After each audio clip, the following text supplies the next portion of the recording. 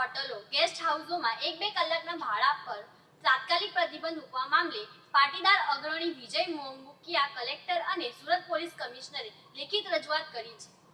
શહેરમાં હોટલો અને ગેસ્ટ હાઉસોમાં ચાલતી ગેરકાયદેસર હોટલોમાં 1 કે 2 કલાક માટે ભાડે આપવાની પ્રથા પર તાત્કાલિક પ્રતિબંધ મૂકવાની માંગ લઈને પાટીદાર સમાજના અગ્રણી વિજય માંગુકિયાએ જિલ્લા કલેક્ટર અને સુરત પોલીસ કમિશનરને પત્ર લખ્યો છે.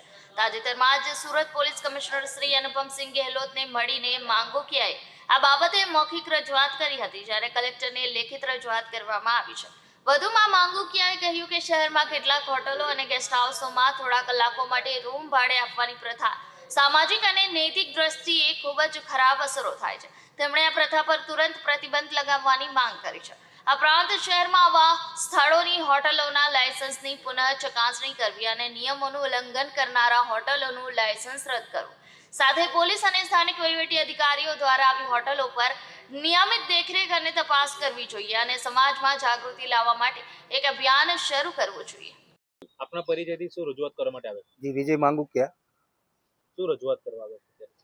આજે સુરત પોલીસ કમિશનર સાહેબશ્રીને રૂબરૂ મળી અને વરાછા, મોટા વરાછા, કતારગામ, અલથાણ, ભટાર આવા વિસ્તારોની અંદર જે રહેણાંક જે ગીચ વિસ્તાર છે, જે જ્યાં લોકો ખૂબ મોટી સંખ્યામાં મોટી માત્રામાં રહે છે, એવા વિસ્તારોની અંદર જ્યારે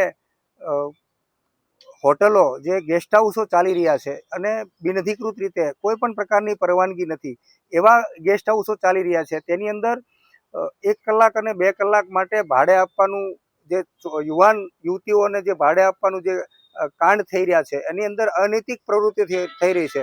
ત્યારે ચોક્કસ પોલીસ કમિશનર સાહેબશ્રીને રજૂઆત કરી છે રૂબરૂ મળીને, અને કલેક્ટર સાહેબશ્રીને રજૂઆત કરી છે કે આ પ્રકારની જે અનૈતિક પ્રવૃત્તિઓ ચાલી રહી છે એમની પાછળ ડ્રગ્સ જેવા વ્યસનોમાં યુવાન યુવતીઓ ફસાઈ રહ્યા છે, આમની પાછળ સાયબર ફ્રોડ થઈ રહ્યું છે, આમની પાછળ ક્યાંક ને ક્યાંક હની ટ્રેપને અને જેવા મોટી ઘટનાઓમાં યુવાન યુવતીઓને ફસાવી રહ્યા છે. ત્યારે ચોક્કસ ભાગેડું જે લગ્નમાં માતા પિતાની સહીનો જે મુદ્દો છે આમાં ક્યાંક ને ક્યાંક એ પણ કસૂરવાર છે કે 16 વર્ષ 17 વર્ષની દીકરીઓને 17, 18 વર્ષની થાય ત્યાં સુધીમાં આ લોકો લુખ્ખાઓ, અસામાજિક તત્વો ફસાવી અને ફોસલાવી અને આ પ્રકારની અનૈતિક પ્રવૃત્તિઓ સાથે જોડતા હોય છે. ત્યારે સદંતરપણે સડનલી આ નવરાત્રિ ચાલી રહી હોય, હમણાં ગણપતિ ઉત્સવ ગયો, ત્યારે અત્યારે ચોક્કસ અમારી પાસે કેટલાક પુરાવાઓ છે કે એમની અંદર અત્યારે ભરચક ચાલુ હોય અને ફૂલ હાઉસફુલ હોય. તમે અત્યારે કોઈ રૂમ માગો તો અત્યારે નવરાત્રિના ટાઈમમાં કોઈને તમને રૂમ નહીં મળે. એવી પરિસ્થિતિમાં કમિશનર સાહેબશ્રીને રૂબરૂ મુલાકાત કરી રૂબરૂ રજૂઆત કરી છે કે સાહેબ આ પ્રકારની અનૈતિક અને અનિષ્ટ પ્રવૃત્તિઓ સડનલી સુરત શહેરની અંદર બંધ થાય અને લોકોને આમાંથી મુક્તિ મળે.